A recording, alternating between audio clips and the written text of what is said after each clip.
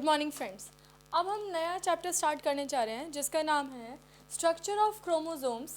ठीक है, उसमें हम पढ़ेंगे सेल साइकिल कि एक सेल कैसे डिवाइड होता है और वो किस साइकिल के अंडर जाता है वो डिवीजन करने के लिए।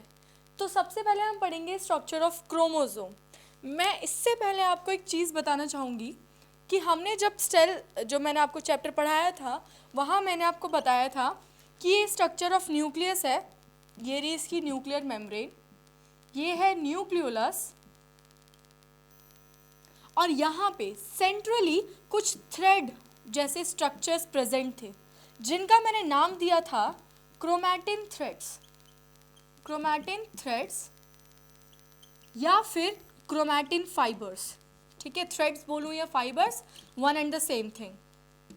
अब ये जब एक साइंटिस्ट था, जर्मन साइंटिस्ट, उसका नाम था जो जर्मन साइंटिस्ट था वो उसका बेसिकली नाम था फ्लेमिंग और उसने ये डिस्कवर किया था क्रोमोसोम। कैसे?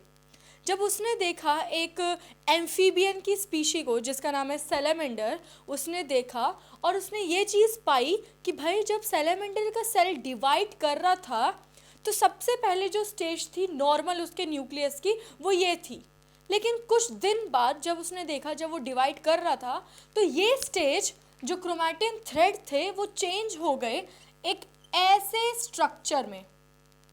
ठीक है, इस स्ट्रक्चर को उसने नाम दिया क्रोमोसोम। ठीक है, जिसका मतलब बेसिकली होता है एक कंडेंस्ड स्ट्रक्चर। वो कंडेंस स्ट्रक्चर जो कि क्रोमैटिन थ्रेड्स को जब मैं बहुत ज़्यादा कंडेंस कर दूंगी और बनाऊंगी वो मिलेगा मुझे क्रोमोसोम। ठीक है, ये क्रोमोसोम दो सिस्टर क्रोमैटिड का बना है, एक क्रोमैटिड दूसरा क्रोमैटिड, और इन्हें बोलते हैं सिस्टर क्रोमैटिड्स। ये दो सिस्टर क्रोमैटिड्स जॉइन होते हैं एक पॉइंट ऑफ अटैचमेंट पे, और ये पॉइंट ऑफ अटैचमेंट क्या है? सेंट्रोमियर। ठीक है, तो अब मैंने देख लिया भाई ये क्रोमोसोम है। अब मैं क्रोमोसोम का, अब बाकी के जो साइंटिस्ट थे वो चाहते थे कि भाई क्रोमोसोम किस चीज़ से बना हुआ है मैं देखना चाहता हूँ। मैंने क्रोमोसोम को खोला, अगर आई एम अ साइंटिस्ट तो मैंने सब क्रोमोसोम को खोला और खोलकर मुझे कुछ स्ट्रक्चर्स दिखाई दिए। तो पहला स्ट्रक्चर तो यही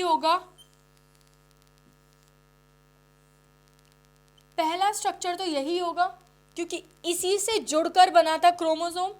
तो जब मैं इसको क्रोमोसोम को खोलूंगी तो मुझे क्रोमैटिन थ्रेड मिलेगा, क्रोमैटिन फाइबर मिलेंगे, और उसके बाद मैंने अगर क्रोमैटिन फाइबर को भी खोल दिया तो मुझे वो चीज़ मिलेगी जिससे ये क्रोमैटिन फाइबर बनी हुई है। ठीक है, तो पहले जब खोला तो जो पहला स्ट्रक्चर मिला क्रोमोसोम को खोल के वो मिला क्रोमैटिन थ्रेड्स या फिर क्रोमैटिन फाइबर्स।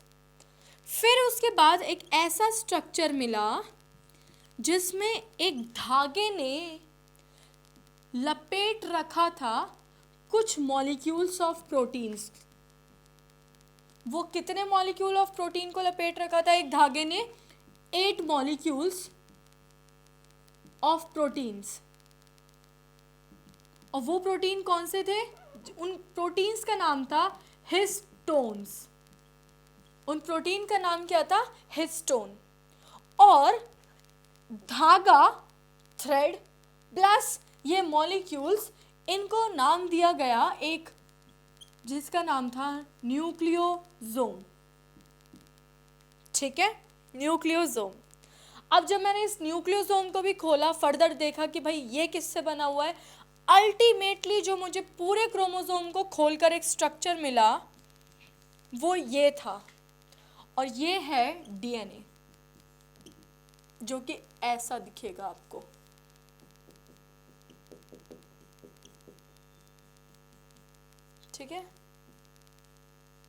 ठीक है, मुझे मिला डीएनए। फाइनली मुझे ये चीज़ कंक्लूड हो गई कि मेरा जो क्रोमोसोम है अल्टीमेटली, या फिर क्रोमैटिन थ्रेड है, वो मेरा अल्टीमेटली डीएनए से बना हुआ है। ठीक है, अब ये जो डीएनए है, जब मैं इसे आगे इसमें नहीं दिया, लेकिन जब मैं आगे देखना चाहूँगी तो ये और भी चीज़ों से बना हुआ है। मैं डीएनए के स्ट्रक्चर की बात नहीं कर रही, लेकिन डीएनए के कुछ अंदर यूनिट्स हैं उनकी बात कर रही हूँ, जिन्हें बोलते हैं जीन्स। इन जीन का क्या फंक्शन है? ये जीन्स एक प्रोटीन को एनकोड करके रखेंगी और वो प्रोटीन मेरा कोई ना कोई कैरेक्टर दिखला रहा होगा। फॉर एग्जाम्पल, मान लो एक जीन है ए, एक जीन है बी और एक जीन है सी। तो ए वाले जीन ने उस प्रोटीन को एनकोड कर रखा है, वो प्रोटीन जो कि रिस्पॉन्सिबल है मेरे बालों को ब्राउन कलर देने के लिए या फिर ब्लैक कलर देने के लिए। फिर जीन बी आया। जीन बी के पास एक ऐसा प्रोटीन था जो कलर देगा मेरे स्किन को। फिर आया सी जीन। सी जीन ने एक ऐसे प्रोटीन को एनकोड कर रखा है जो मेरे कलर देगा टीथ को या फिर मतलब किसी भी चीज़ को, आई को। ठीक है, तो अल्टीमेटली मैं ये समझ गई कि डीएनए में जीन्स होते हैं, और अगर मैं एक पेरेंट हूँ और मेरा जो ऑफस्प्रिंग बनेगा, तो मान लो मेरे कुछ जीन्स जो होंगे या फिर मेरे जो कुछ क्रोमोसोम होंगे उस बच्चे में गए। क्रोमोसोम के साथ साथ डीएनए गया, है ना, क्रोमोसोम में ही डीएनए था, और डीएनए के साथ साथ ही जीन गया जिसमें वो कैरेक्टर प्रेजेंट थे। इसीलिए उस बच्चे में कुछ ऐसी चीज़ें आ गई। अगर मेरा क्रोमोसोम चला गया उसके अंदर, मैं अगर एक मदर हूँ और मेरा बच्चे के अंदर मेरा क्रोमोसोम चला गया, तो हो सकता है वो जीन जो मेरी आंखों को ब्लू कलर दे रहा था और वही जीन अगर बच्चे में चला गया तो मेरे बच्चे को भी ब्लू कलर मिल जाए। ठीक है, तो हेरिडिटरियल यूनिट जो होती है वो होती है डीएनए, जिसमें होता है जीन प्रेजेंट। ठीक है, तो हेरिडिटरी यूनिट जो होती है हमारी ह्यूमन बॉडी की वो होती है डीएनए। अब मैं आपको बताऊंगी कि ये जो स्ट्रैंड था ये किसका था, जिस धागे ने लपेट रखा था, ये वही है धागा, डीएनए। डीएनए स्ट्रैंड ने 8 मॉलिक्यूल्स ऑफ हिस्टोन्स को लपेट रखा है। ठीक है, और इस पूरे स्ट्रक्चर का नाम होता है न्यूक्लियोसोम। ठीक है, अब मैं क्रोमोसोम समझ गई ना। Chromosome is a structure which is super coiled structure और highly coiled structure of chromatin threads. ठीक है, अब हम आते हैं, देखते हैं डीएनए जो था वो किस चीज़ से बना हुआ है। ठीक है, डीएनए के अंदर क्या क्या चीज़ें हैं और वो चीज़ें कैसे अटैच हुई हैं। बेसिकली जो डीएनए का स्ट्रक्चर था वो 2 साइंटिस्ट ने मिलकर दिया था। डीएनए का structure was given by 2 scientist named Watson and Crick. ठीक है, वॉटसन एंड क्रिक, जो इन्होंने स्ट्रक्चर दिया था वो दिया था इन्होंने डबल हेलिकल स्ट्रक्चर। ठीक है, तो they give double helical structure of DNA. DNA के फुल फॉर्म डाइन्यूक्लियोटाइड एसिड। ठीक है, सॉरी, डीएनए की जो फुल फॉर्म है deoxyribonucleic acid, I just forgot. And उसके बाद खैर ये छोड़िए, अब मैं बात करती हूँ वॉटसन एंड क्रिक मॉडल की। तो इसमें इन्होंने डबल हेलिकल स्ट्रक्चर देखा जिसमें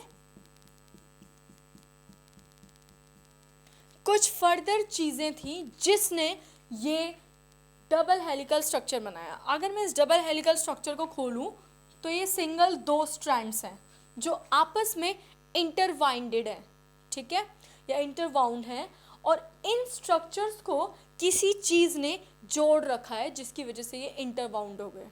तो आइए देखते हैं कि वो क्या चीज़ है जिसने डीएनए के स्ट्रैंड्स को जन्म दिया और फिर अल्टीमेटली ये डीएनए स्ट्रैंड्स जुड़ गए। तो वो जो चीज़ जिसने डीएनए स्ट्रैंड बनाया है या जिससे डीएनए स्ट्रैंड बना हुआ है वो है न्यूक्लियोटाइड। न्यूक्लियोटाइड, ये न्यूक्लियोटाइड 3 कंपोनेंट से बना हुआ है। मेरा डीएनए किससे बना है? न्यूक्लियोटाइड से। और ये न्यूक्लियोटाइड किससे बने हुए हैं? 3 चीज़ों से। ठीक है, वो 3 चीज़ें क्या होंगी? पहला है ऐसे दिखने वाला फॉस्फेट ग्रुप, फिर पेंटोज शुगर, फिर अल्टीमेटली नाइट्रोजनस बेस। ठीक है, जब ये 3 चीजें आपस में जुड़ जाती हैं तो ये कुछ इस प्रकार से दिखेंगी आपको।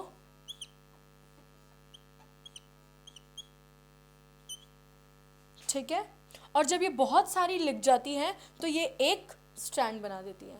अब सामने वाले स्ट्रैंड को भी ऐसे ही स्ट्रक्चर चाहिए, तो एक स्ट्रैंड दूसरे स्ट्रैंड से जब जुड़ेगा तो बना लेगा दो स्ट्रैंड, और वो आपस में इंटरवाउंड होंगे। तो देखते हैं कैसे फॉर्मेशन होती है। मान लीजिए ये मेरा एक स्ट्रैंड है, मान लीजिए ये मेरा दूसरा स्ट्रैंड है, मान लीजिए यहाँ पे मेरी एक यूनिट जो लगी हुई है वो ये भी।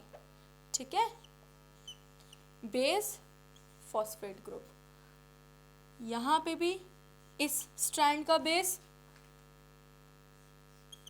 पेंटोज शुगर, इसका फॉस्फेट ग्रुप। ठीक है, अब जुड़ने वाली जो चीज़ है वो है मेरा बेस, नाइट्रोजनस बेस। तो हो सकता है कि नाइट्रोजनस बेस भी अलग अलग तरीके का हो। ठीक है, जो कि आपस में जुड़ रहे हैं।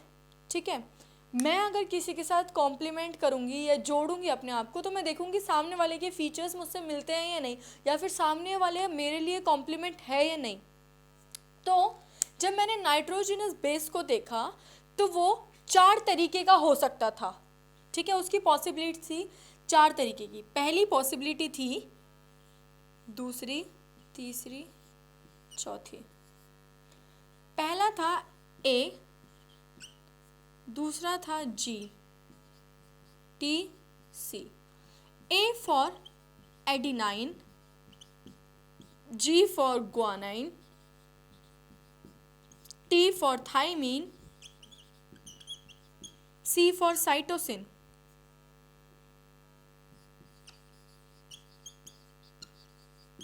ठीक है, तो adenine, guanine, thymine and cytosine. मैंने देखा मेरा नाइट्रोजनस बेस या तो एडिनाइन होगा, या ग्वानाइन, या थाइमीन, या साइटोसिन। ठीक है, अगर फिर एक साइंटिस्ट आता है, वो देखता है कि भाई अगर मैं एडिनाइन हूँ, ए है, तो क्या सामने वाला भी ए होगा? नहीं। साइंटिस्ट ने डिस्कवर किया कि अगर सामने वाला ए है तो एक ए है एक स्ट्रैंड का, तो दूसरे वाला कुछ और होगा। तो चारगेफ, एक साइंटिस्ट था चारगेफ, उसने ये चीज़ देखी कि अगर सामने वाला एडिनाइन है तो वो कॉम्प्लीमेंट करेगा जब सामने, या फिर बॉन्ड बनाएगा जब सामने टी होगा। ठीक है, किसने कहा ये आप नोट कर लीजिए। ठीक है, adenine, guanine, thymine and cytosine. अब उसने कहा कि ए जब होगा वो हमेशा कॉम्प्लीमेंट करेगा या तभी जोड़ेगा जब सामने टी हो। अब और उसने कहा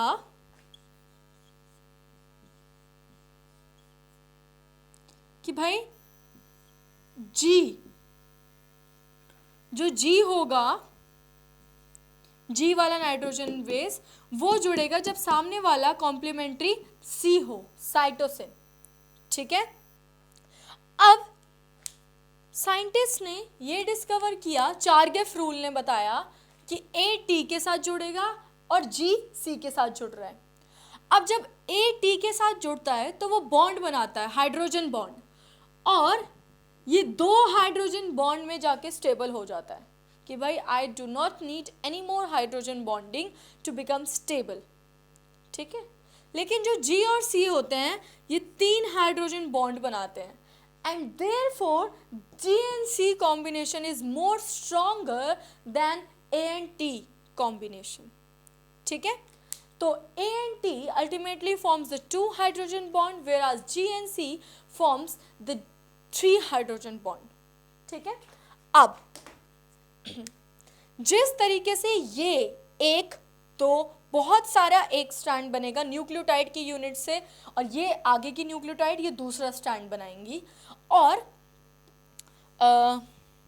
ठीक है, जब इस पूरे को मैं बोलती हूँ न्यूक्लियोटाइड, जिसमें phosphate, pentose sugar, nitrogenous base होगा, और अगर सिर्फ फॉस्फेट पेंटोज शुगर सिर्फ पेंटोज शुगर और नाइट्रोजनस बेस हो तो उसे बोलते हैं न्यूक्लियोसाइड, SIDE, छोटा सा चेंज बोलते हैं, छोटा सा चेंज आ जाता है। I don't know whether this is given in your syllabus और नॉट, बट मैंने आपके लिए बता दिया है। अब ये जो हैं मैं देखूंगी ये लैडर के रंग्स की तरफ फॉर्म हो रहे होंगे, यानी कि जब एक लैडर होती है, 2 स्ट्रैंड होते हैं और बीच में ऐसे कुछ होते हैं, तो इन्हें रंग्स बोलते हैं लैडर के। तो वैसे ही ये एक लैडर है, ये एक लैडर मतलब लैडर के 2 स्ट्रैंड है, और बीच में इन नाइट्रोजनस बेसिस ने रंग्स बना रखे हैं ऐसे, ठीक है। अब ये जो मेरा एक नाइट्रोजनस ये जो न्यूक्लियोटाइड है ये दूसरे से कैसे जुड़ता है, उसके लिए आई डोंट थिंक कि आपके इसमें इतना डिटेल्ड होगा, चलिए मैं नहीं बता रही क्योंकि वो काफ़ी ज़्यादा आपके लिए डिटेल्ड हो जाएगा स्ट्रक्चर, जो कि इस समय सिर्फ इतना ही समझाया हुआ है। बाकी later on well you will be in the 11th standard, then you will come to know कि ये जो पेंटोज शुगर है इसका इंटरनल स्ट्रक्चर कितने C होते हैं, इसमें कितने H होते हैं, या पेंटोज शुगर का कितना P double bond O then CH वगैरह, ये सब। लेकिन बस इतना समझ लीजिए जब 2 न्यूक्लियोटाइड आपस में ज्वाइन करते हैं तो उनमें ऐसे होता है, ये मान लो एक है पेंटोज शुगर, और जो दूसरे का पेंटोज शुगर होगा ना वो इससे जुड़ा होगा,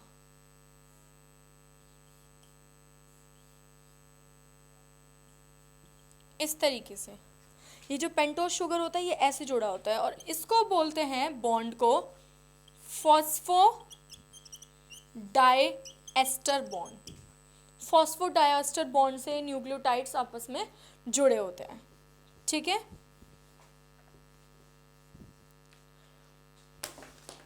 अब ये तो मैंने आपको बता दिया कि भाई ये इससे जुड़ा होता है, ये इससे। अब देखिए आगे क्या होता है। तो हम ऑलरेडी बात कर चुके हैं, हमारी स्ट्रक्चर ऑफ क्रोमोसोम खत्म हो गया।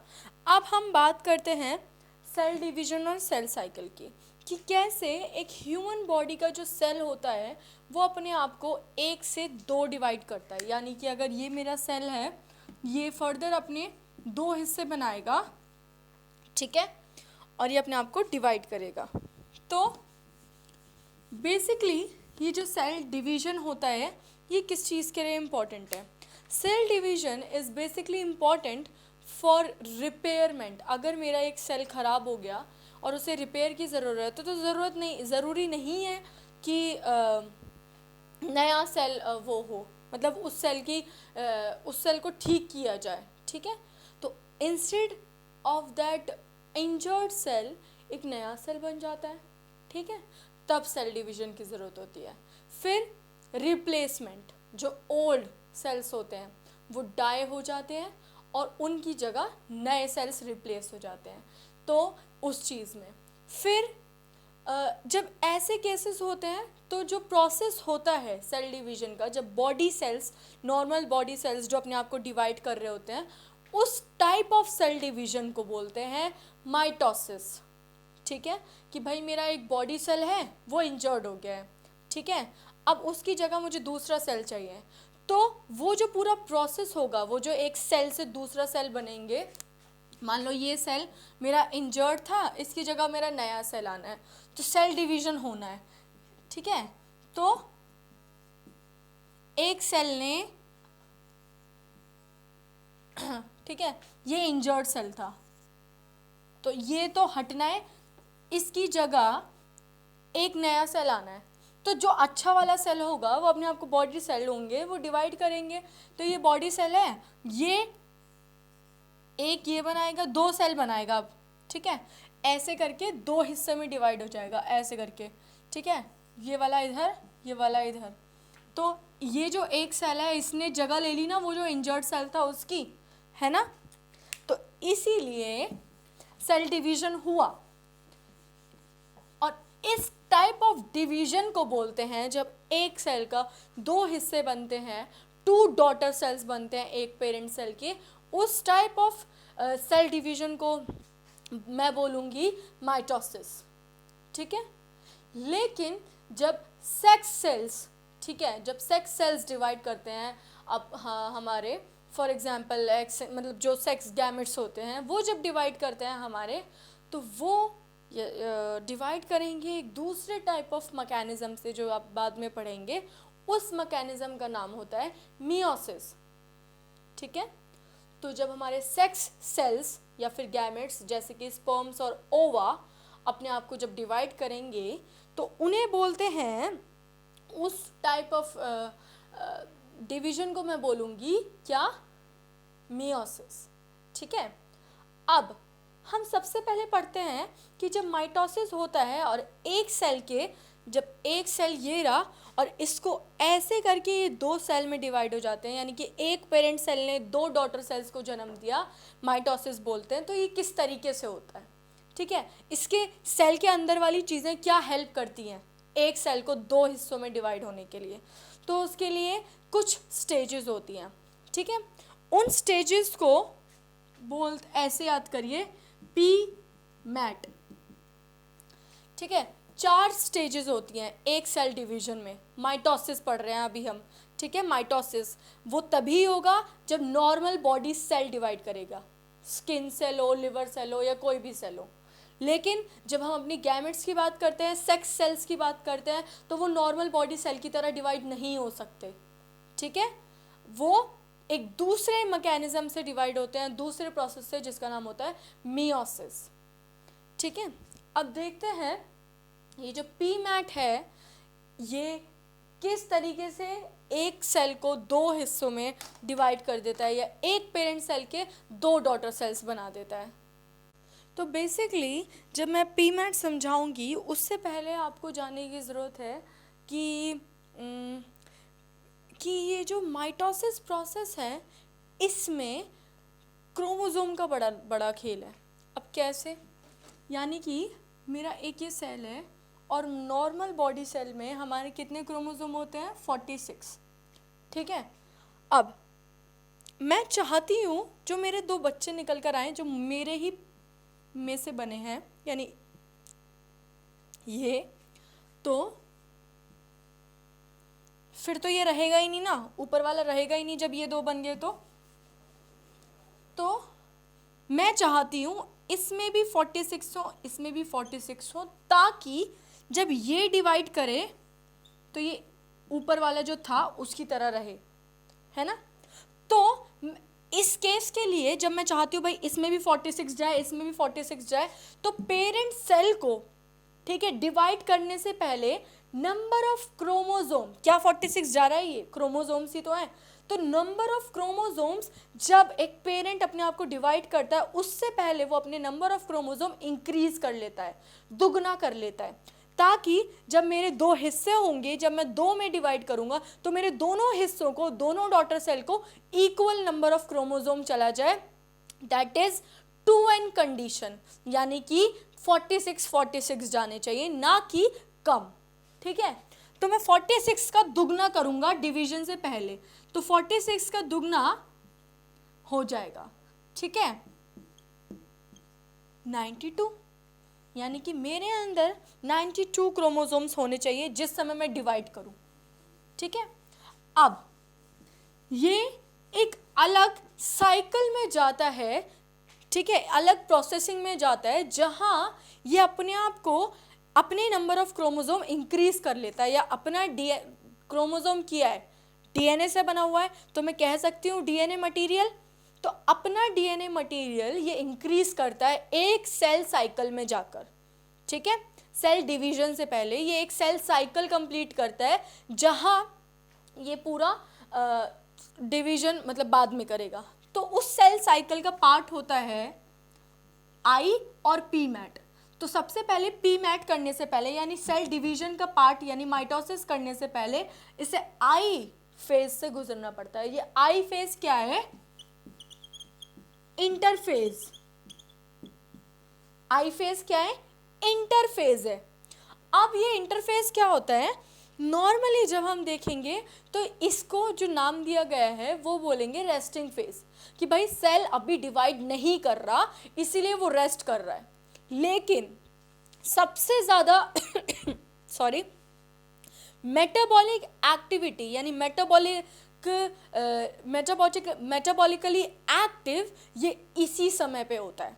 यानी फिजिकली ये बाहर से दिखने में कोई डिवीजन नहीं कर रहा, देयरफॉर वी आर सेइंग कि इट इज रेस्टिंग, बट अंदर ये काफ़ी प्रोसेसिंग कर रहा है, ठीक है, जो हम देख नहीं पा रहे, जो अल्टीमेट ये रिजल्ट देगा। इसीलिए मेटाबॉलिकली एक्टिव है लेकिन फिजिकली रेस्टिंग स्टेज पे है।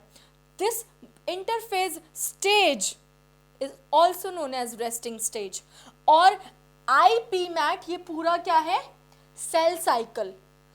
PMAT क्या है? सेल डिवीजन साइकिल यानी कि माइटोसिस। सिर्फ PMAT cell division, IPMAT cell cycle, कि कैसे एक सेल पूरी साइकिल कंप्लीट करता है। तो पहले मैं आई समझा रही हूँ, उसके बाद मैं आपको PMAT समझाऊंगी। तो आई में क्या होता है इसके लिए मैं एक डायग्राम बना रही हूँ, ठीक है।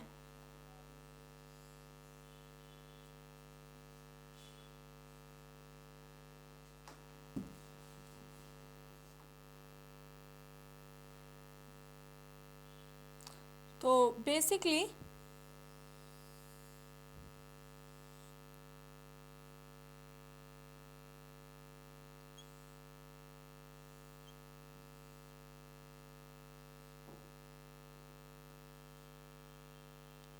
ठीक है,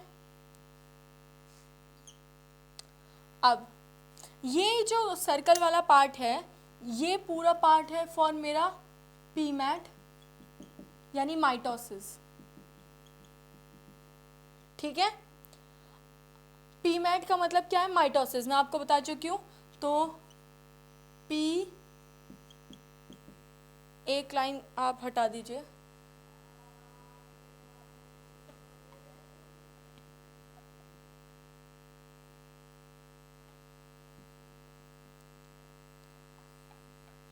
ठीक है। तो PMAT ये है माइटोसिस। और ये जो सर्कल रिंग जैसा स्ट्रक्चर है ये होगा मेरा इंटरफेस साइकिल, ठीक है। जब इंटरफेस पूरा कवर कर लूँगी तब मेरी साइकिल PMAT में जाके घुसेगी, ठीक है। तो सबसे पहले आता है G1 फेज। आई फेज के 3 हिस्से होते हैं इंटरफेस के। G1 फेज यानी कि ग्रोथ फेज 1, जी की फुल फॉर्म क्या है? Growth phase 1, then S phase,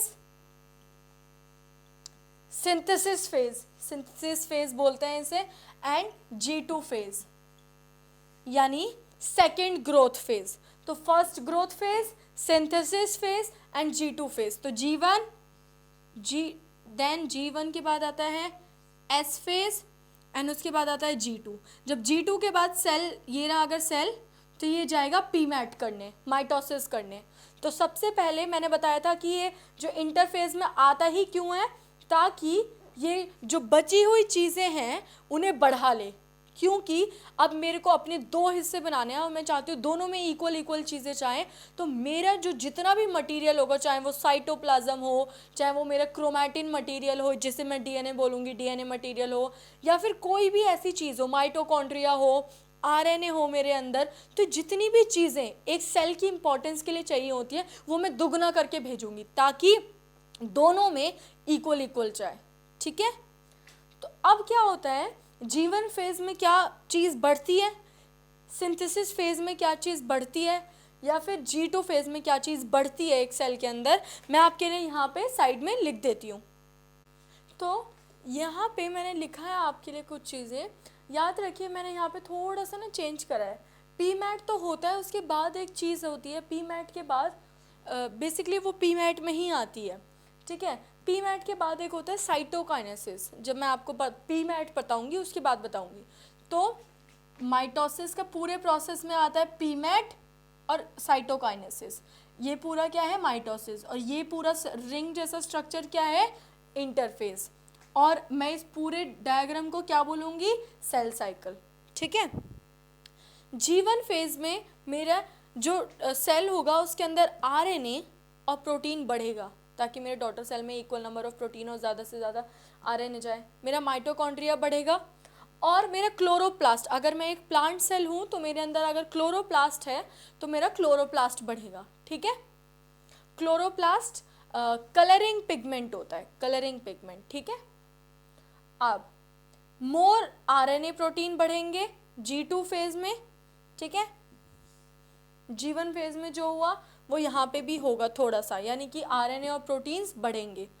S phase में, सिंथेसिस फेज में क्या सिंथेसाइज होता है, ये क्या बनता है, डीएनए सिंथेसाइज होता है, डीएनए बनता है और क्रोमोसोम्स डुप्लीकेट हो जाते हैं। ठीक है। अब मैं नहीं चाहती ना कि मेरे अंदर अगर 46 क्रोमोसोम है तो 46 के 46 रहे, नहीं, I want them to duplicate and just want to turn them into dual the number, that is 92. I want them to become 92 so that my two daughter cells which are made up of me get equal number of chromosomes. ठीक है, that is 2n condition. इस equal number of distribution को एक condition बोलते हैं 2n condition, यानी कि अगर मेरे में 46 जा रहे हैं दोनों में तो 2n कंडीशन जा रही हूँ। अगर आधे जा रहे हैं एक में और आधे जा रहे हैं दूसरे में, उसे बोलते हैं n कंडीशन जा रहे हैं मेरे बच्चों में। ठीक है, या फिर मेरे डॉटर सेल्स में। तो ये खत्म हुआ मेरा इंटरफेस। ठीक है। अब हेलो फ्रेंड्स, तो अब तक हमने पढ़ लिया सेल साइकिल के बारे में, जिसमें आपको मैंने बताया था कि एक होगा हमारे पास इंटरफेस एंड दूसरा हमारे पास होगा माइटोटिक फेज। ये मैं सेल साइकिल की बात कर रही हूँ। ठीक है, पहला आएगा हमारे पास इंटरफेज, दूसरा मेरे पास था माइटोटिक फेज। ठीक है। और माइटोटिक फेज में हमने देखा था कि इसमें डिविजन्स थे। ठीक है, पी मैट डिवीजन था माइटोटिक फेज में।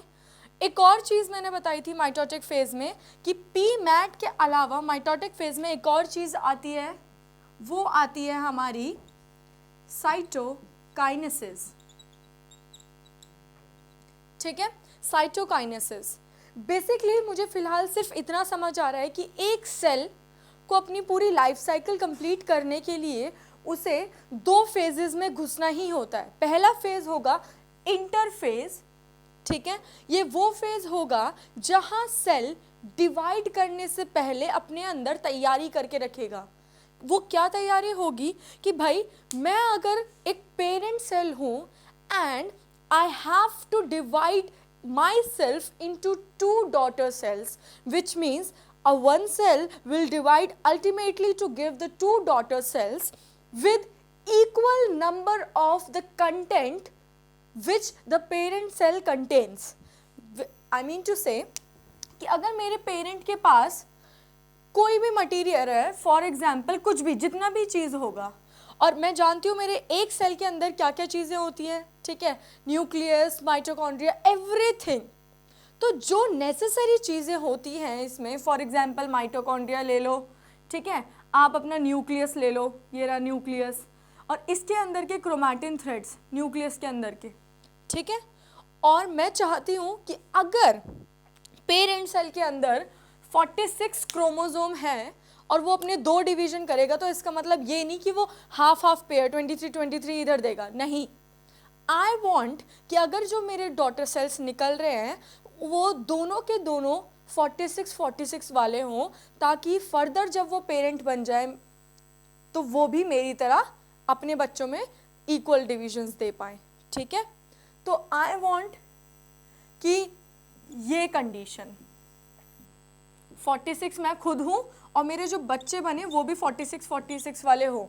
ये केस इम्पॉसिबल होगा अगर सिर्फ यहाँ पे 46 रहेंगे, क्योंकि डिवीजन के टाइम पे यहाँ पे 23 आ जाएंगे और यहाँ पे 23 आ जाएंगे, लेकिन आई वॉन्ट कि यहाँ पे 23 नहीं 46 आए और यहाँ पे भी 46 आए। Is that so? तो इसीलिए ये डिवाइड करने से पहले एक फेज में जाएगा जिसका नाम है इंटरफेज, ठीक है, जो कि मेटाबॉलिकली एक्टिव फेज है। वहाँ पे डिवीजन तो नहीं होगी, ठीक है, इस फेज में अभी सेल डिवाइड नहीं कर रहा, इसीलिए बोलते हैं कि सेल रेस्टिंग स्टेज पे है, सेल रेस्ट कर रहा है, it is not being divided. But metabolically अंदर सेल अपने बहुत सारी चीज़ें कर रहा है। मेटाबॉलिकली यानी कि वो अपने अंदर एक्स्ट्रा सामान कलेक्ट कर रहा है। वो एक्स्ट्रा सामान क्या होगा?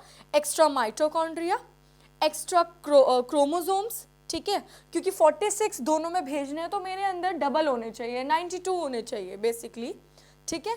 तो इस वजह से इंटरफेज में जाएगा, जहां मैंने आपको 3 फेज बताए थे ना, वो 3 फेज मेरे पास क्या थे? इंटरफेज की बात कर रही हूं। वो 3 फेज थे मेरे पास, G1 फेज, फिर S phase and G2 phase, ठीक है। G1 फेज को हम ग्रोथ फेज 1 बोलते हैं, S फेज को हम सिंथेसिस फेज बोलते हैं, G2 फेज को मैं ग्रोथ फेज 2 बोलती हूँ, सेकेंड ग्रोथ फेज, ठीक है। G1 को हम गैप फेज भी बोल देते हैं। Is that clear? तो अब इन फेजेस में मेरा ये जो सेल था, पेरेंट सेल, ये अपने अंदर मटेरियल कलेक्ट कर रहा है, ठीक है।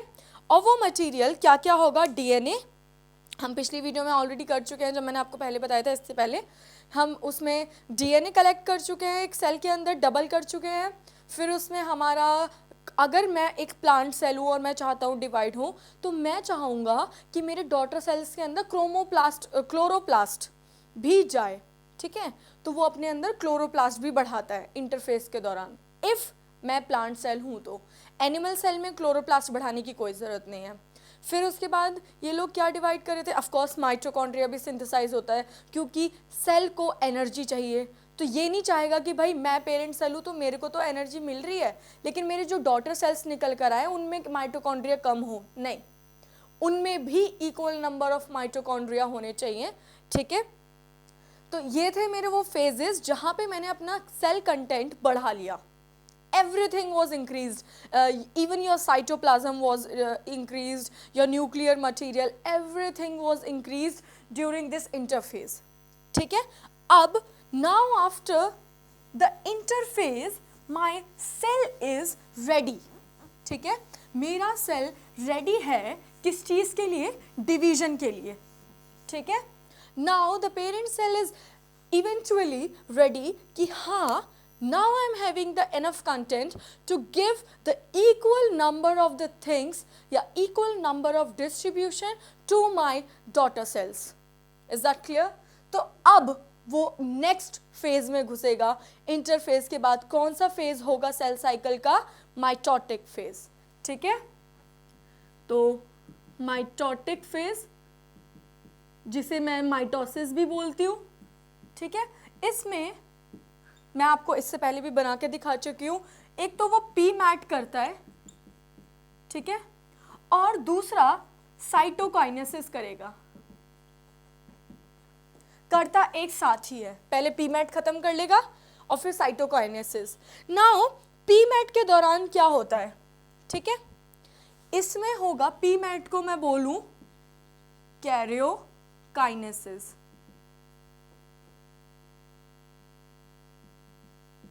ठीक है। तो सबसे पहले वो कैरियोकाइनेसिस करेगा। Karyokinesis means division of nucleus. Is that clear? एक सेल अपने न्यूक्लियस को पहले डिवाइड करेगा ताकि वो 2 न्यूक्लियस बना ले, है ना, क्योंकि 2 डॉटर सेल्स चाहिए तो 2 न्यूक्लियस भी चाहिए होंगे। तो उस न्यूक्लियर डिवीजन के लिए कि 2 हिस्सों में न्यूक्लियस मेरा अलग अलग हो जाए, तो उस चीज़ के लिए पी मैट करना पड़ता है।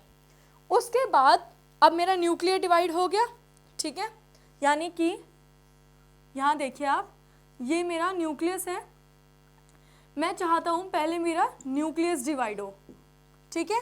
तो अब मेरा जब न्यूक्लियस डिवाइड हो जाएगा तो ये कुछ इस तरीके से दिखेगा।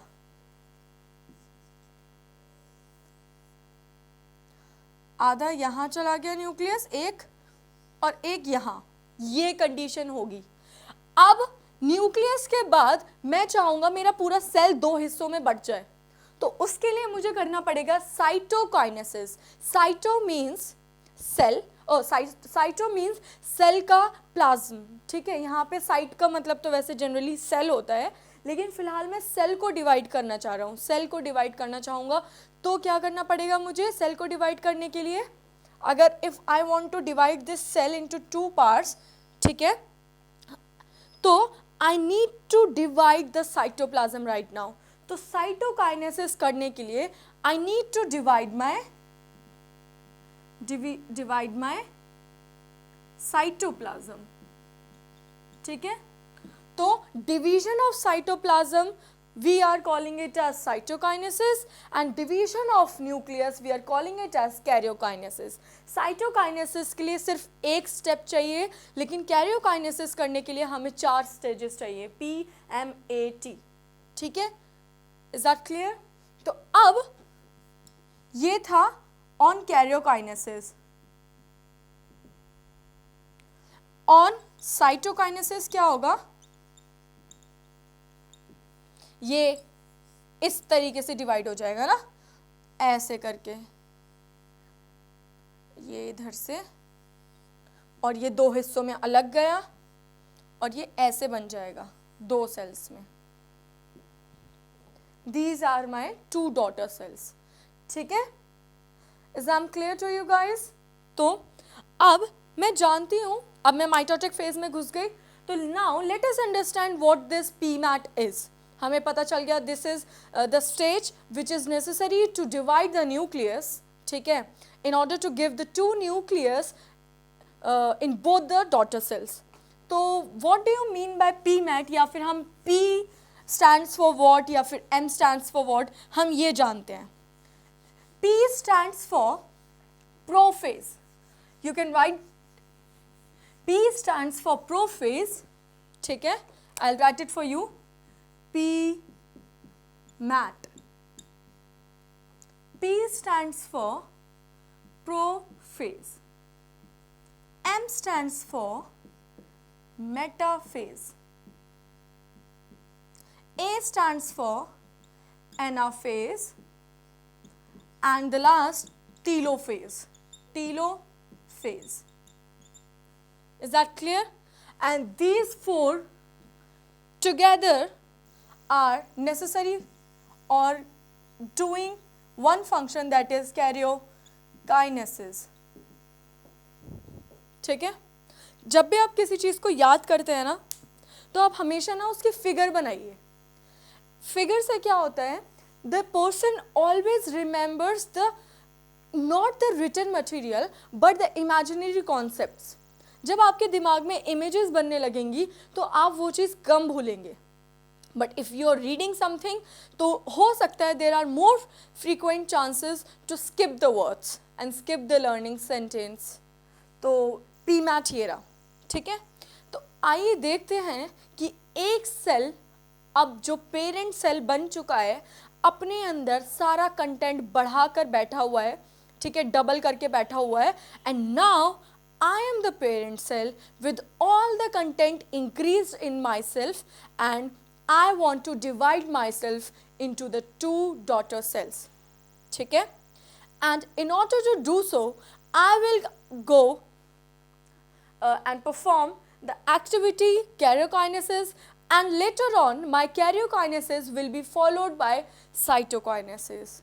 जब cytokinesis हो जाएगा, I will be transformed into the 2 daughter cells with equal number of chromosomes, that is 2n condition 46, ठीक है।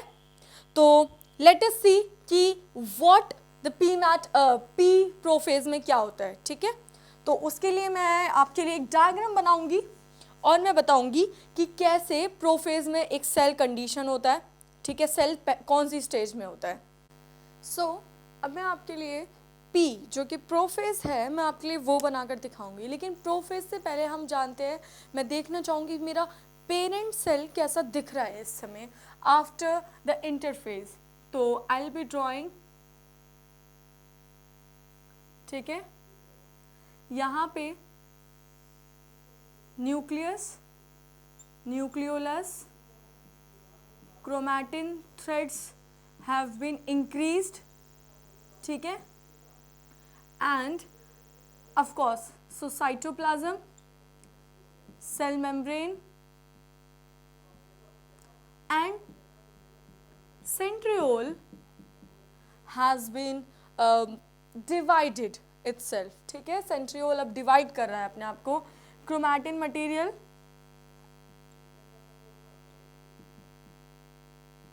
जो कि इंक्रीज हो चुका है, न्यूक्लियर मेम्ब्रेन अभी तक बिल्कुल एकदम परफेक्टली एनवेलप करके बैठी हुई है, और न्यूक्लियोलस भी एकदम विजिबल है, कंडेंस्ड है, मेरा डीएनए मटेरियल भी एकदम कंडेंस्ड दिख रहा है। तो ये जो फेज होगी ये मेरी इंटरफेज है, ठीक है, कि भाई अब पेरेंट सेल रेडी है, एंड ऑफ कोर्स मैं यहाँ पे नहीं दिखा रही हूँ, लेकिन इसमें a large amount of mitochondria, everything is being produced, and अभी ये रेडी है। Now it will go under the first stage of mitosis, that is prophase, ठीक है।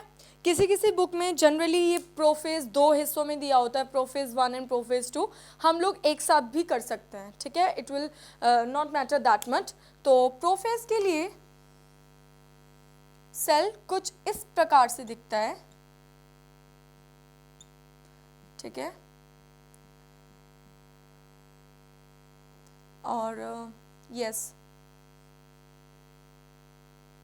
ठीक है, मैं 2, 3, मैं फिलहाल यहाँ पे 4 क्रोमोसोम्स दिखा रही हूँ। अगर मैं अभी आपको बताती हूँ, सबसे पहले ये रहा cytoplasm. Yes, just do remember one thing, when you are making the diagram of prophase, it is necessary for you guys to label the diagram, otherwise you won't be getting any mark. तो cytoplasm, cell membrane, then this is nuclear membrane, या फिर मैं nucleus बोल लूँ, this is nucleolus, these are sister chromatids या फिर chromosomes, ठीक है, तो पेयर्ड क्रोमोसोम्स,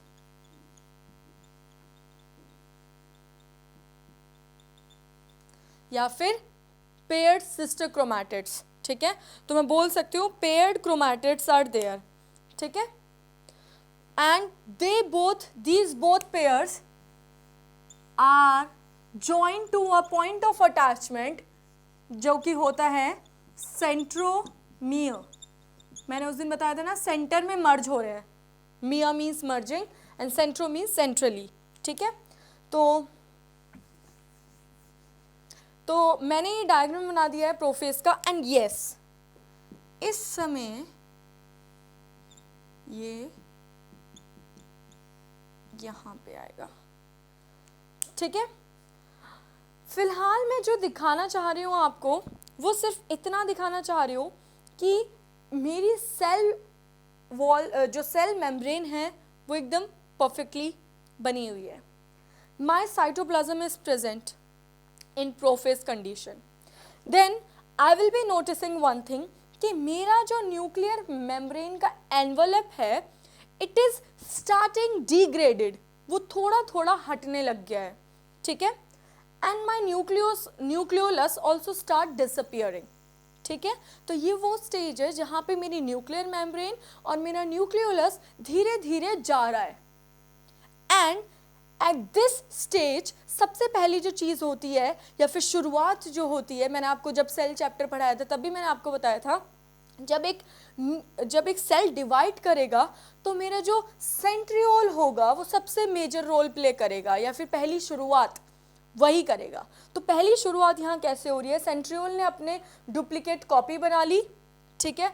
आप इस स्टेज पे ये चीज़ मत लिखिए, लेकिन आप यहाँ लिख दीजिएगा, इस स्टेज पे आप नॉर्मल सेल बनाइएगा with extra chromatin material, that's it. लेकिन इस स्टेज पे आप दिखाएंगे कि मेरा centriole have divided itself and is pulling itself to the pole, ठीक है, टू द ऑपोजिट पोल, यानी कि वो कहाँ आने की कोशिश कर रहा है, ये अगर मैं अपना न्यूक्लियस मानूं, ठीक है, क्योंकि यहाँ पे अगर मैंने दिखाया आपको ऐसे करके तो आपको समझ नहीं आएगा, तो मैं इसीलिए ऐसा डायग्राम बना रही हूँ जहाँ मैं न्यूक्लियर मेम्ब्रेन आपको दिखा रही हूँ लेकिन ये बीच से डिसअपियर हो रही है थोड़ी थोड़ी, ठीक है, ये चीज़ याद रखिए।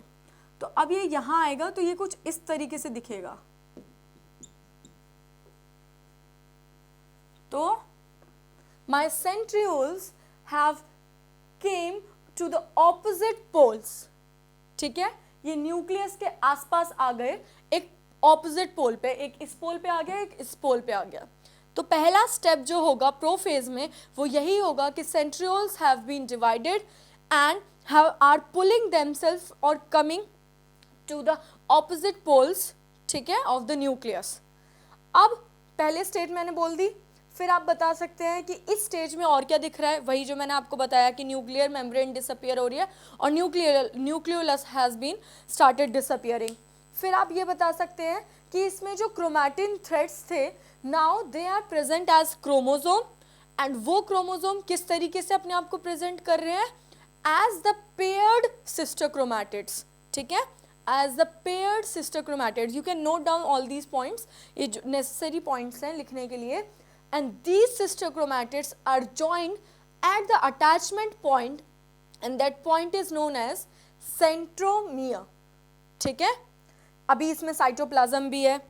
और एक और इम्पॉर्टेंट बात जो है इस फेज की वो ये है कि at the end of this prophase stage, अगर मैं जब प्रोफेज मेरा खत्म हो जाएगा और मैं माइक्रोस्कोप में देखूंगी मेरे सेल को दूसरी स्टेज पर, तो उस समय मैं एक चीज़ नोटिस करूंगी कि मेरा जो एनवेलप है वो कंप्लीटली डिसअपियर हो गया।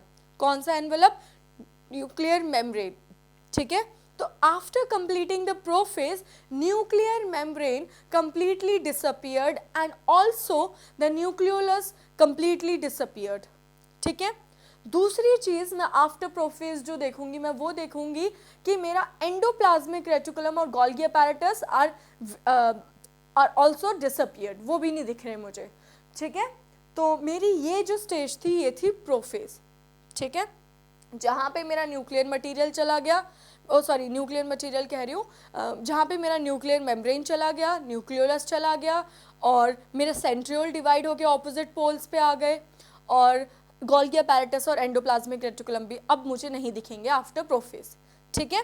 अब इसके बाद हम बात करते हैं दूसरी स्टेज की, जो कि होती है कि ये वो स्टेज है जहाँ ऑलरेडी मेरा न्यूक्लियर मटेरियल, न्यूक्लियर मेम्ब्रेन और न्यूक्लियोलस कंप्लीटली डिसअपियर हो चुका है। तो अब इस स्टेज में मुझे बनाना ही नहीं है न्यूक्लियर मेम्ब्रेन और वो, तो मैं बस इस चीज़ का ध्यान रखूँगी कि मेरे सेंट्रियोल ऑपोजिट पोल पर है। और हाँ, एक और चीज़, जब मेरे सेंट्रियोल्स ऑपोजिट पोल पे आ जाते हैं तो वो अपने अंदर से कुछ रेडिएटिंग फाइबर्स निकालने स्टार्ट कर देते हैं या रेडिएटिंग लाइंस निकालना स्टार्ट कर देते हैं। तो कुछ इस तरीके से इनमें से लाइन निकलती है। कौन निकालता है ये लाइंस, मेरा सेंट्रियोल निकालते हैं ये लाइंस, ठीक है। यहाँ मैंने कोई न्यूक्लियर मेम्ब्रेन नहीं बनानी और ना ही मुझे न्यूक्लियोलस बनाना, ठीक है। साइटोप्लाज्म रहेगा मेरा, सेल मेम्ब्रेन रहेगी मेरी, साइटोप्लाज्म रहेगा मेरा, मेरे सेंट्रियोल्स रहेंगे और एक मेरी नई चीज आ गई है जो सेंट्रियोल्स ने रेडिएटिंग रेज निकाली है, उसका नाम होगा स्पिंडल फाइबर्स, ठीक है, spindle fibres.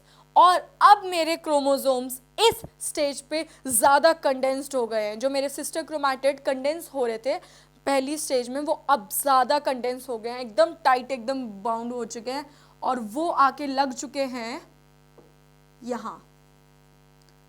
Let me draw it for you, ठीक है। अच्छा, वैसे एक चीज़ ध्यान रखना, मैंने शुरुआत में आपके लिए 4 क्रोमोसोम लिए थे ना, क्योंकि मैं 46 तो आपको डायग्राम में दिखाऊंगी नहीं, तो आप 4 के 4 लेकर अगर आप पी से स्टार्ट कर रहे हैं तो आप एंड तक भी अगर आप दिखा रहे हैं क्रोमोसोम्स को तो एंड तक वो क्रोमोसोम 4 के 4 ही रहने चाहिए, ना ही एक कम कर देना ना ही एक ज़्यादा।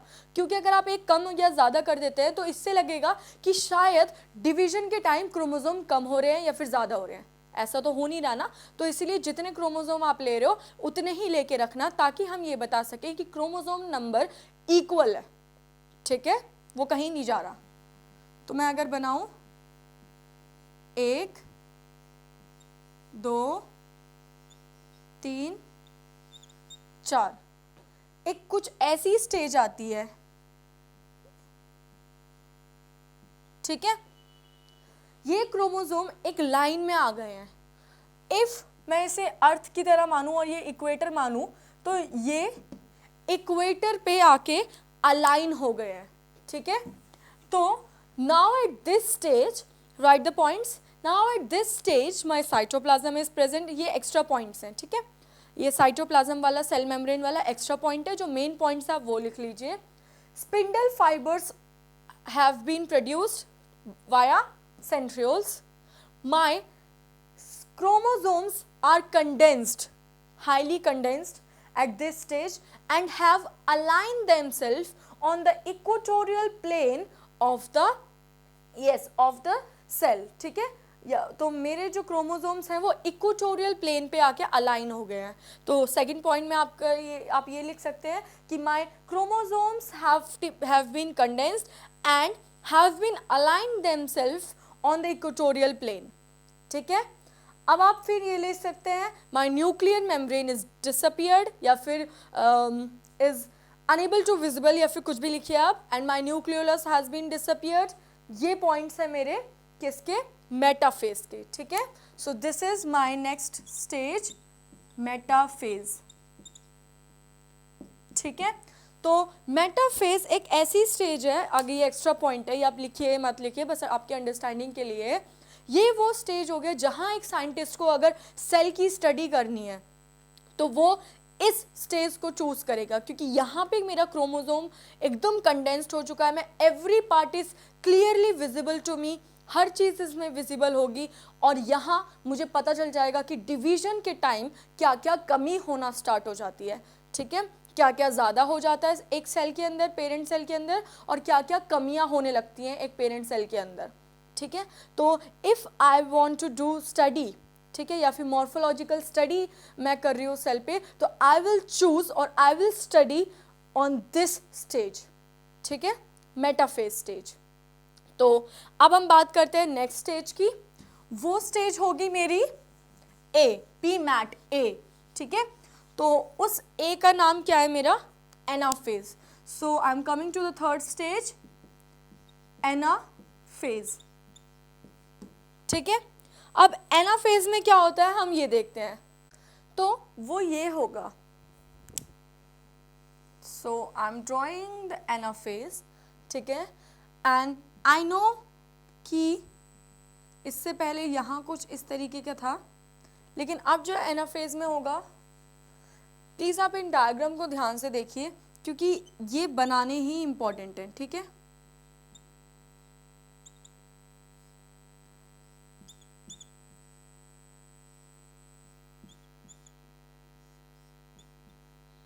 ठीक है, कुछ इस तरीके से बनाइएगा, कुछ ऐसी सी शेप दे दीजिएगा, फाइनली मैंने ऐसी दी है, ठीक है। स्पिंडल फाइबर्स की शेप कुछ इस तरीके से देना।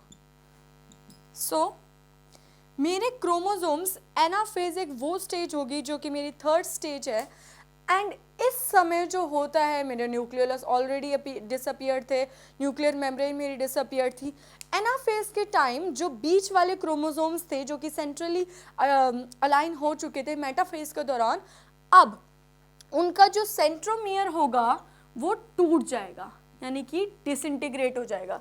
तो ये मेरे एक क्रोमोसोम, ये दो क्रोमोसोम, तो दो क्रोमोसोम के पेयर्स को मैंने बोला सिस्टर क्रोमैटिड्स, मैं यही बोल रही थी ना, क्रोमोसोम्स को एक ये रहा क्रोमोसोम और एक ये रहा, एंड दो पेयर ऑफ क्रोमोसोम को सिस्टर क्रोमैटिड बोल रही थी।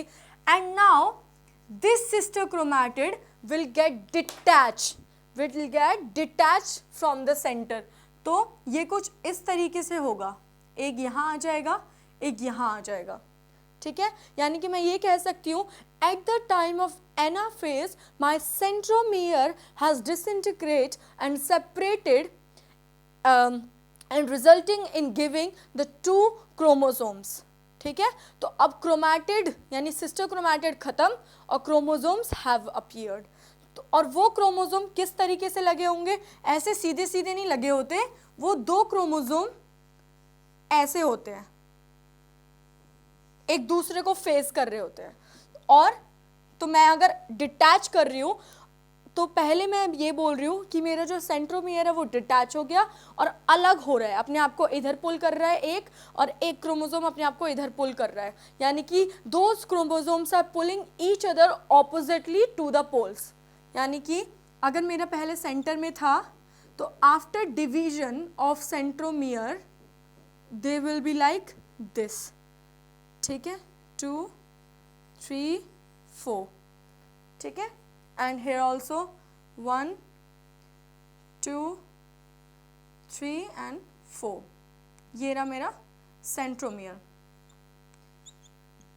तो centromere have divided and each chromosome have came to the opposite pole, ठीक है। तो सिस्टर क्रोमैटिड्स चले गए, क्रोमोसोम्स आ गए, ठीक है, विद हैविंग अपना वाला सेंट्रोमियर, एंड जो स्पिंडल फाइबर्स थी वो छोटी हो गई। तो spindle fibre in anaphase has shortened itself, ठीक है, हैज शॉर्टन्ड इटसेल्फ। तो मैं ये बोलना चाहूंगी कि मेरे एनाफेज में क्या क्या हुआ, my centromere has disintegrated itself and my both the chromosomes, ठीक है, बोथ द सिस्टर क्रोमैटिड या फिर separate themselves and came to the opposite pole, ठीक है, और वो स्पिंडल फाइबर को छोटा करके गए हैं एक दूसरे के, and these chromosomes will be in the condition in phasing towards each other, या फिर they will be aligned on the opposite pole while facing each other. तो they will be like this, गलती से भी ऐसे मत बना देना, ठीक है, ऐसे नहीं बनाना आपको, no this is wrong and this is right, they are facing each other. तो हमारा यहाँ पे एनाफेज खत्म हो गया है। Now I will be talking about PMAT, telophase. तो बेसिकली टीलोफेज से मैं एक और चीज़ उससे पहले मैं बताना चाहूँगी जो कि मैं भूल चुकी थी, कि एनाफेज के टाइम पर एक और चीज़ बनना स्टार्ट हो जाती है, वो होता है फरो, ठीक है, फरो मतलब गड्ढा। तो सेल का यहाँ पे जो सेल मेम्ब्रेन है यहाँ पे गड्ढा बनना स्टार्ट हो जाता है। और मैं एक और चीज़ जानती हूँ अपने बारे में, मतलब सेल के बारे में, कि मेरा ये वाला हिस्सा एक अलग सेल बनाएगा और मेरा ये वाला हिस्सा एक अलग सेल बनाएगा। तो ये वाले क्रोमोसोम्स जो अलाइन हुए हैं ये इसीलिए हुए हैं ताकि ये क्रोमोसोम बने एक डॉटर सेल का हिस्सा और ये वाले क्रोमोसोम जाएं दूसरे डॉटर सेल्स में, ठीक है। तो ये वाले भी 46 होंगे, ये वाले भी 46 होंगे, ठीक है।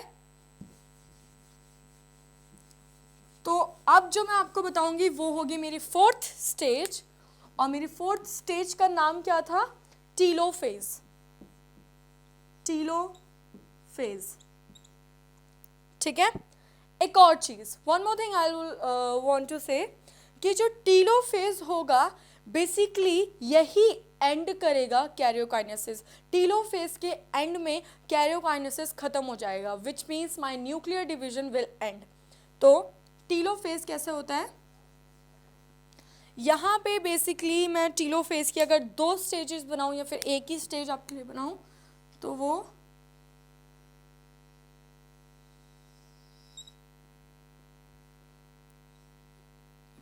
ये होगी,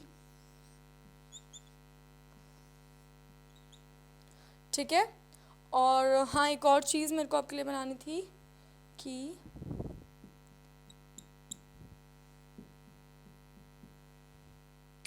और अब यहाँ पे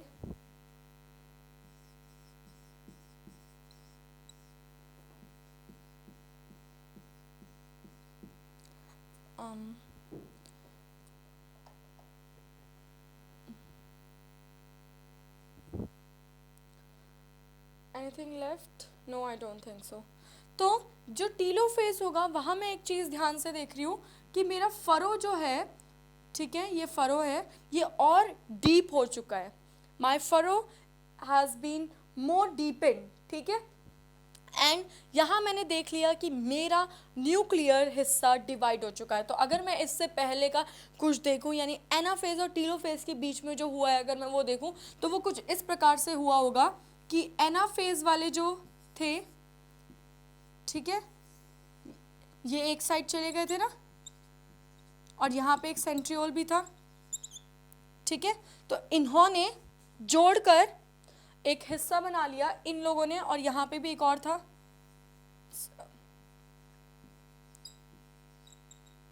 ठीक है, और यहाँ पे भी सेंट्रियोल था। तो मेरे पास अंदर का हिस्सा कुछ इस प्रकार से था, और इसने जोड़कर ये बना लिया होगा, ये न्यूक्लियर, ठीक है। तो फिलहाल ये जो सेंट्रोजोम, ये जो क्रोमोसोम्स थे और ये जो सेंट्रियोल, ये था सेंट्रियोल, तो क्रोमोसोम्स ने अपने आप को अनकॉइल किया, यानी कि पहले ये कंडेंस्ड हो चुके थे, अब ये अपने आप को अनकॉइल करेंगे, और इन्होंने न्यूक्लियोलस भी वापस पा लिया, न्यूक्लियर मेम्ब्रेन भी स्टार्ट अपीयर होने लग गई, फिर फाइनली बन गई पूरी तरीके से। जो क्रोमोसोम्स थे जो अलग चले गए थे, वो अब क्रोमैटिन फाइबर्स बन गए या फिर क्रोमैटिन थ्रेड्स बन गए, ठीक है। सेंट्रोमियर तो, सेंट्रियोल तो था ही प्रेजेंट। तो ये थी वो स्टेज जो कि एनाफेज के बाद और टीलोफेज के बीच का कहीं हिस्सा थी, कि भाई जो मेरे क्रोमोसोम एक एंड पे गए थे टुवर्ड्स द पोल, और वहाँ पे सेंट्रियोल भी प्रेजेंट था, तो वो इकट्ठे हुए, उन्होंने एक सर्कल बनाया, इधर के इकट्ठे हुए, उन्होंने एक सर्कल बनाया, एंड अब ये सर्कल के बाहर एक मेम्ब्रेन आ जाएगी जो कि होगी न्यूक्लियर मेम्ब्रेन, इसके अंदर न्यूक्लियोलस आ जाएगा, ठीक है। तो ये मेरे दो न्यूक्लियस बन गए, ठीक है। अब ये दो न्यूक्लियस मेरे दो डॉटर सेल्स में जाएंगे, तो मेरा भाई दो डॉटर सेल्स के लिए with equal number of chromatin threads या फिर क्रोमोसोम्स तैयार है। मेरे सेंट्रियोल भी दो हो चुके हैं मेरे पास। अब बस मुझे एक अगला गेम खेलना है, वो ये होगा कि मेरा न्यूक्लियस डिवाइड हो गया, but now I want to divide my cytoplasm, ठीक है। तो ये अब जो टीलोफेज है जब वो खत्म हो जाएगा, उसके बाद एक और फेज आएगा साइटोकाइनेसिस। तो telophase ends with the karyokinesis and followed by cytokinesis, ठीक है। तो के इसमें पहले हो जाता है, सी बाद में। तो अब इसके बाद क्या होगा, ये कुछ और डीपन होगा, ये मैं यहीं दिखा देती हूँ ना आपको, ये और डीपन होगा, ठीक है। फिर फाइनली ये अलग, ये अलग, तो ये कुछ इस प्रकार से दिखेंगे।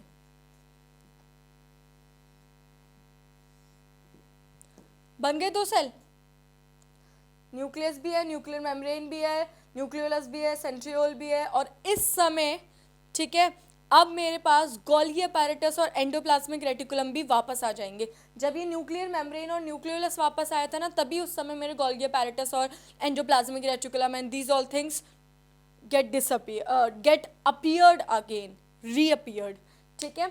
तो मेरा साइटोकाइनेसिस होगा ये, ठीक है, दो हिस्सों में बंटना, एंड किसकी मदद से बट रहे हैं ये, फरों की मदद से।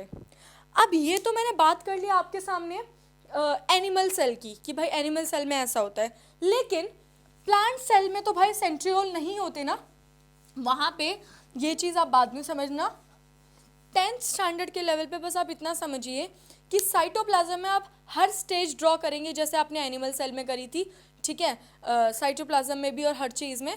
प्लांट सेल के केस में, यानी कि मैं क्या बोल रही हूँ कि एनिमल सेल का जब आप डिवीजन दिखाएंगे तो ये स्टेजेस दिखाएंगे, जब प्लांट सेल का डिवीजन अगर आ गया तो बस थोड़ा सा ही डिफरेंस होगा, वहाँ पे आपको सेंट्रियोल नहीं दिखाना, क्योंकि सेल जो सेंट्रियोल होता है वो एब्सेंट होता है प्लांट सेल में। आप सारी स्टेजेस दिखा दीजिए, स्पिंडल फाइबर आप सब कुछ दिखा दीजिए, लेकिन बस सेंट्रियोल को भूल जाइए। वहाँ पे जो स्पिंडल फाइबर्स बनती है वो किसी और वजह से बनती है, ठीक है, लेकिन बन जाती है, ठीक है। वहाँ पे सेंट्रियोल नहीं होता स्पिंडल फाइबर फॉर्म करने के लिए, but another thing is present. अब मेरा जो प्लांट सेल होता है उसमें मेरा फरो भी नहीं बनता, लेकिन मेरे सेल को तो डिवाइड होना है, तो क्या होता है, मान लो अगर ये मेरा प्लांट सेल है, मैंने कुछ इस तरीके से बनाया है, तो यहाँ पे जब ये मेरा मेरा न्यूक्लियर मटेरियल ये रहा, ठीक है, स्टेजेस वही बनाइएगा जो इसने बनाई है। अब फरो बनाया था ना, यहाँ पे तो फरो बनता नहीं है, तो फरो की जगह यहाँ पे जब फरो स्टार्ट होता है ना बनना उस प्लांट सेल एनिमल सेल में, तो यहाँ पे एक छोटी सी प्लेट बनने लगती है जिसे बोलते हैं सेल प्लेट। सेल प्लेट बनने लगती है बीच में, और ये सेल प्लेट जाती है, बड़ी होती है टीलोफेज के दौरान ऐसे टू द पेरिफेरी। तो from the centre to the periphery, periphery यानी कि कॉर्नर तक जाती है, एंड अल्टीमेटली ये हिस्सा अलग, ये हिस्सा अलग, डिवाइड। तो यहाँ पे जो डिवीजन हुआ है वो हुआ है वाया सेल प्लेट, और वहाँ पे वाया यस फरो, और फरो पेरीफेरी से सेंटर में आता है, और जो सेल प्लेट है वो सेंटर से पेरीफेरी में जाती है। तो ये डिफरेंसेस आ जाते हैं, ठीक है, तो वो नोट डाउन कर लीजिए। तो guys we are done with the division of a cell. अब मेरे सेल ने अपने 2 डॉटर सेल्स बना लिए हैं with equal number of nuclear material, with equal number of required things which a parent cell should have, ठीक है। अब जो मेरे जो 2 डॉटर सेल्स बने हैं ये बाद में फिर इंटरफेज में जाएंगे अपनी सेल साइकिल कंप्लीट करने, अपने अंदर क्रोमैटिन मटेरियल वगैरह सब इकट्ठा करेंगे, फिर ये अपने आप को डिवाइड करेंगे, पेरेंट सेल बन जाएंगे ये भी बड़े होकर, फिर ये अपने अंदर से 2 डॉटर सेल्स। तो ऐसे ऐसे ये सिलसिला चलता रहता है, एंड इसी से हम लोग इतने बड़े हुए हैं, क्योंकि earlier we were only 1 cell, and due to mitosis we are now a perfect human being with millions and trillions of cells, ठीक है। तो अब भी कभी इंजरी वगैरह हो जाती है तो नए सेल बन जाते हैं, तो वो कैसे बनते हैं, ऐसे, ठीक है। तो दिस वॉज माइटोसिस। जो सिग्निफिकेंस होते हैं मैं आपको पहले भी बता चुकी हूँ कि ग्रोथ के लिए होता है, रिपेयर वगैरह के लिए होता है, एंड रिप्लेसमेंट के लिए होता है। एंड ये कौन से सेल्स करते हैं, बॉडी सेल्स, यानी कि सोमैटिक सेल्स ये वाला माइटोसिस प्रोसेस करते हैं। यानी कि अगर मेरे बॉडी में कहीं खरोच आई तो सेल डिवाइड होगा, लेकिन जो मेरे स्पर्म्स और ओवा वगैरह होते हैं वो होते हैं सेक्स सेल्स, उनका डिवीजन इससे अलग होता है, वो माइटोसिस नहीं करेंगे, ठीक है। अगर मेरे ओवा को या किसी चीज़ को डिवाइड करना है, या मेरे सेक्स सेल्स को डिवाइड करना है, गैमेट्स को डिवाइड करना है, तो वो एक अपना अलग प्रोसेस चलाते हैं, उस प्रोसेस का नाम होता है मियोसिस, ठीक है। एंड हमारे जो बॉडी सेल्स हैं, चीक्स मतलब कहीं के भी बॉडी सेल्स, वो प्रोसेस जो करेंगे डिवाइड करने के लिए वो होगा माइटोसिस। तो just don't get confuse between mitosis and meiosis, these 2 are different, ठीक है। नाउ अगर मैं सिग्निफिकेंस एक और बोलूँ तो हाँ, ये ज़रूर लिख देना कि in mitosis the equal number of chromosome are being transferred into the 2 daughter cells, ठीक है, दैट इज़ 2 एंड कंडीशन। अब मैं मियोसिस के बारे में थोड़ा सा बता देती हूँ, जो कि 10th लेवल पे होगा।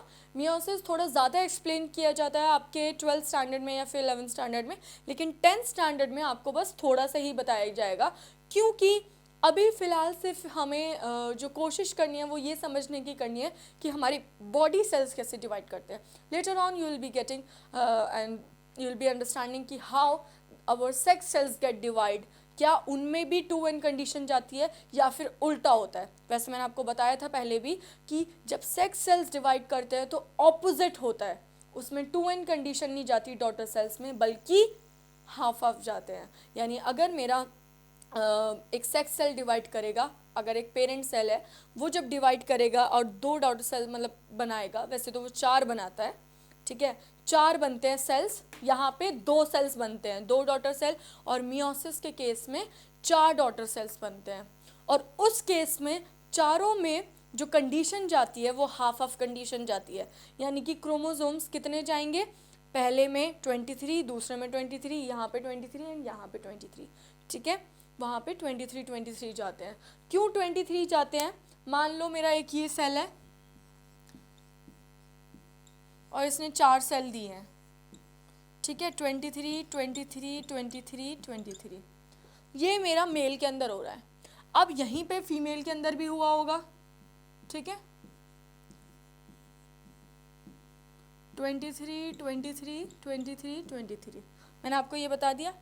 अब जब मेल और फीमेल जब फ्यूज करेंगे या इंटीमेट करेंगे या फिर कॉइटस होगा या फिर कॉपुलेशन होगा, उस दौरान मेरा एक यहाँ से सेल आएगा, एक यहाँ से सेल आएगा जाइगोट बनाने के लिए, यही होता है। तो मान लो ये वाला सेल आ गया और यहाँ से ये वाला सेल आ गया, फ्यूज हुआ, और न्यूक्लियस में इस समय मेरा जो जाइगोट बनेगा, जाइगोट ना बॉडी सेल होता है, जाइगोट गैमेट नहीं होगा, ठीक है। यानी कि जाइगोट जो होता है यानी कि हम बन रहे हैं, यानी कि जब हम बच्चे थे, जब एक सेल के थे, तो हम कैसे बने थे, फादर से गैमेट्स आए थे, मदर से गैमेट्स आए थे, फ्यूज हुआ था उनके न्यूक्लियस में, अब हमारा हम, और फ्यूजन के बाद जाइगोट बन गया, यानी कि हम बने, ठीक है। तो हमारे जो शुरुआत हुई थी, और मैंने कहा क्या कि जब हम अपने आप को डिवाइड करते हैं तो वो माइटोसिस से करते हैं, ठीक है। तो अब वो जो मेरा जाइगोट है वो मेरा बॉडी सेल है, तो मेरे दो गैमेट्स ने मेरा एक बॉडी सेल बनाया, और बॉडी सेल में कितने क्रोमोसोम्स होने चाहिए, 46, ना कम ना ज़्यादा। तो इसीलिए जब 23 माँ से आते हैं और 23 फादर से आते हैं तो मेरे 46 हो जाते हैं, और ये जाइगोट मेरा बॉडी सेल है और ये नॉर्मल बॉडी सेल है। अगर मैं यहाँ पे गलती से 46 रख देती और यहाँ पे भी 46 रखती तो एबनॉर्मल कंडीशन ना हो जाती, क्योंकि अगर 46 यहाँ से आते 46 यहाँ से तो डबल हो जाता और मेरा फिर वो एबनॉर्मल कंडीशन होती है ना, क्योंकि नॉर्मल ह्यूमन बीइंग का जो बॉडी सेल होता है वो तो 46 ही होता है, तो हमारे जितने भी सेल्स होंगे उनमें 46 क्रोमोसोम्स होते हैं। तो इसीलिए दो गैमेट्स ने जुड़कर एक बॉडी सेल, सोमैटिक सेल बनाया है, एंड देयरफॉर जो दो गैमेट्स हैं उनमें 23 यानी हाफ नंबर ऑफ क्रोमोसोम्स होना ज़रूरी था, अदरवाइज एबनॉर्मल कंडीशन जनरेट हो जाती, ठीक है। तो एक और चीज़ मैं आपको बताना चाहूँगी जो कि जनरली 10th क्लास में सिर्फ सिग्निफिकेंस दी है मियोसिस की, तो जो सिग्निफिकेंस होते हैं उसमें जो एक इम्पॉर्टेंट रोल होता है वो मैं बता देती हूँ कि ड्यूरिंग मियोसिस, ठीक है, जब मियोसिस हो रहा होता है या फिर मियोसिस से जब सेल डिवीजन हो रहा होता है तो उस समय पे एक चीज़ होती है क्रोमोसोम्स के साथ, वो होती है क्रॉसिंग ओवर, ठीक है, उसको बोलते हैं क्रॉसिंग ओवर। तो वो क्या होता है क्रॉसिंग ओवर, मैं अगर इससे बनाती हूँ तो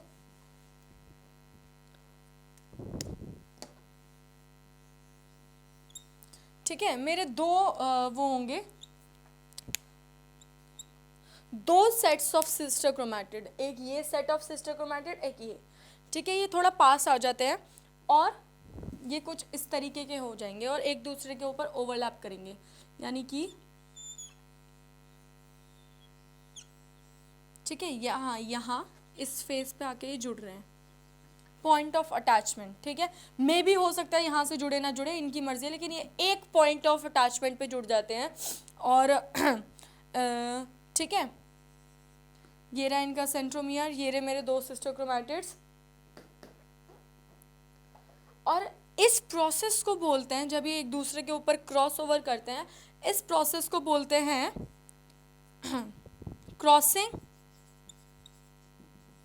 क्रॉसिंग ओवर, ठीक है। इस प्रोसेस को क्या बोलते हैं, क्रॉसिंग ओवर। और ये जो पॉइंट होगा ना अटैचमेंट वाला जहाँ ये जुड़े हैं, इसे बोलते हैं कैज़मेटा, ठीक है, कैज़मेटा, कुछ भी बोल लो, आपकी प्रोनाउंसिएशन कुछ भी हो सकती है। The point of attachment where the chromosomes attach themselves. तो अब जब ये अटैच होंगे ना तो सिर्फ फालतू में अटैच नहीं हो रहे, इनका एक काम होगा अटैचमेंट के साइड वो की वजह से ये कुछ इस तरीके के दिखेंगे। अब ये इस समय अपने यहाँ का जो जीन्स वगैरह होंगे ना, एक क्रोमोसोम की जीन्स इस पे चले जाएंगे और इस वाले क्रोमोसोम्स के जीन्स या जो जेनेटिक मटेरियल क्या होता है, जीन्स होता है, वो इधर के इधर चले जाएंगे, इधर के इधर। तो ये कुछ इस तरीके से दिखेगा, ठीक है। सॉरी एक्चुअली ये, हाँ, तो